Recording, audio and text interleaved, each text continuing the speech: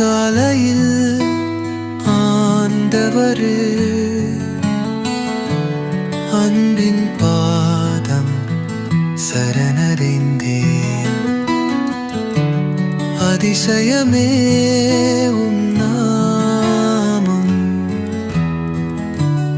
அற்புதமே உம் ஆசீர். ஆராதனை என் அற்புதற்கே, அல்லேலூயா ஆமென்.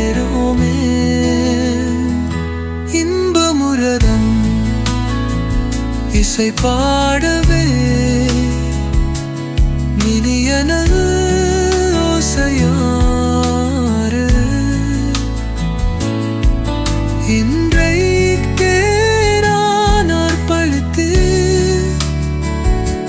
இரட்சகர் இயேசு திருப்பாதமே ஆராதனை இந்தற்பதற்கே. பிரைஸ் தி லார்ட், ஹல்லேலூயா. சீயோன் வேதாகம ஆய்விற்கு அன்போடு கூட இயேசு கிறிஸ்துவின் நாமத்தில் உங்களை வரவேற்கிறேன். இன்று தினத்திலும் ஏசாயா தீர்க்கதரிசன புஸ்தகம் அதிகாரங்கள் 34 முதல் 36 அதிகாரங்களில் வசனங்களை தியானிக்க சர்வ வல்லமையுள்ள தேவன் நமக்கு கிருபை பாராட்டுவாராக.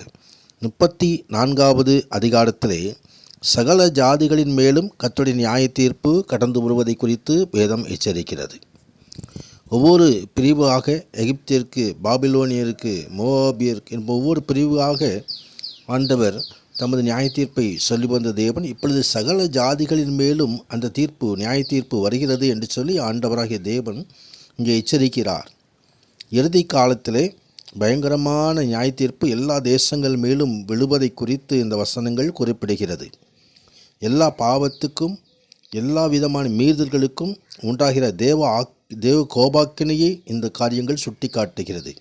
வெளிப்படுத்தின விசேஷத்திலே பல இடங்களிலும் சொல்லப்பட்டதான இந்த நியாய தீர்ப்புகளுக்கு முன்னோடியாக இந்த தீர்க்க தரிசனம் கொடுக்கப்பட்டிருக்கிறது. கர்த்தர் பரிசுத்தத்துக்கு மகிமை உண்டாவதாக. ஆம், கர்த்தர் பழிவாங்குகிற ஒரு நாள் உண்டு. சீயோனுடைய வழக்கு நிமித்தம் பதிலளிக்கும் வருஷம் உண்டு என்பதை இந்த வேத பகுதி நமக்கு சுட்டி காட்டுகிறது. ஆம், அவர்தாமே பதிலளிக்கின்றதான ஒரு வருஷம். தமக்கு பகைவர்களான ஏதோமியர் மீதும் கீழ்ப்படியாத மக்கள் மீதும் வருகிற தண்டனை குறித்து அங்கே தேவநாயகத்தை பேசினாலும் மனம் திரும்பாத எல்லா மக்கள் மேலும் நியாய தீர்ப்பு வரும் என்பதை ஆண்டவர் எச்சரிக்கிறார். அந்த நியாய தீர்ப்பு பல இடங்களிலே வேதத்தில் சொல்லப்பட்டிருக்கிறது. ஆம், கர்த்தருடைய புஸ்தகத்திலே நாம் தேடி வாசிக்கும்போது அவைகளில் ஒன்றும் குறையாது, அவைகள் ஒன்றும் ஜோடில்லாதிராது. கர்த்தருடைய வாய் இதை சொல்லிற்று, அவருடைய ஆவி அவைகளை சேர்க்கும் என்று சொல்லி பரிசுத்த ஆவியானவர் வேதத்தை தியானிக்க எப்படி நமக்கு உதவி செய்கிறார் என்பதை குறித்து வேதம் நமக்கு தெரிவிக்கிறது. கர்த்தர் பரிசுத்த நாமத்துக்கு மகிமை உண்டாவதாக. ஆம், இந்த நியாய தீர்ப்பு நாள் சமீபமாக இருக்கிறபடியினால் அவருடைய வருகைக்கு நாம் ஆயத்தமாவோ, முன்னதரான தேவன் தாமே மகிமையான காரியங்களை செய்தருள்வாராக.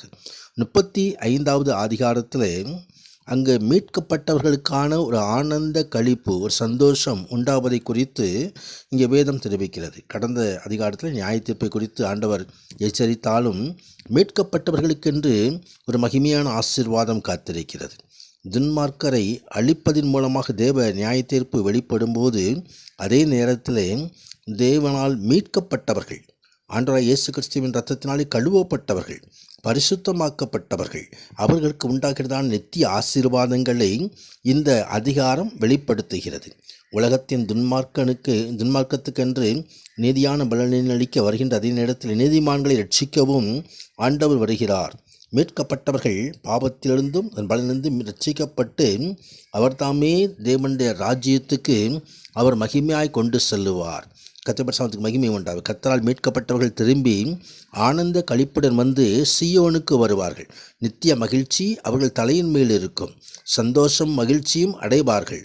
சஞ்சலம் தவிப்பும் ஓடிப்போம் என்று சொல்லி அங்கே ஒருதான நித்திய சீயோனிலே ஆண்டோடைய பிள்ளைகள் வாசம் பண்ணுவார்கள் என்பதை இங்கே வேதம் சொல்கிறது. 36வது அதிகாரம் முதல் 39ஆம் அதிகாரம் வரைக்கும் இங்கே 2 ராஜாக்கள் 18 முதல் 20ஆம் அதிகாரங்களில் சொல்லப்பட்டதான எசேக்கியா ராஜாவினுடைய காரியங்களை இங்கே 36வது அதிகாரத்திலே இங்கே ஏசாயா கொண்டு வருகிறதை குறித்து பார்க்கிறோம். 36வது அதிகாரத்தில் இங்கே யூதா ராஜாவாக இருந்த எசேக்கியா தேவனுக்கு பயப்படிய ஒரு மனுஷன்.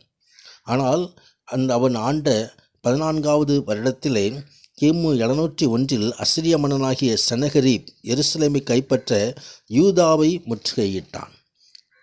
அந்த நேரத்திலும் எசேக்கியா ராஜா தேவனை நம்பியிருந்தபடியினால் அங்கே ஆண்டவராகிய தேவன் எப்படி அந்த ராஜாவை தப்புவிக்கிறார் என்பதை இந்த அதிகாரங்களிலே நாம் பார்க்க முடியும். சனகரிப்பின் படைத்தளபதியான ரப்சாக்கே யூத ஜனங்களின் தேவ நம்பிக்கையை குறைப்பதற்கென்று அங்கே அவன் சொல்கின்றதான வார்த்தைகள், ஆண்டவருடைய பிள்ளைகளை சோர்வடைய செய்யும்படியான அந்த வார்த்தைகள். ஆனாலும் ஆண்டவர் எருசலேமின் மேல் ஆதரவாயிருக்கிற தேவன்.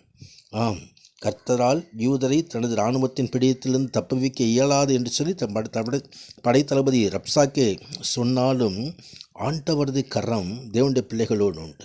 சத்ரு எந்த பேத்திலே தாக்க வந்தாலும் பாதுகாக்கிற தேவன். அவர் நமக்கு கேடகமாக இருக்கிறார்.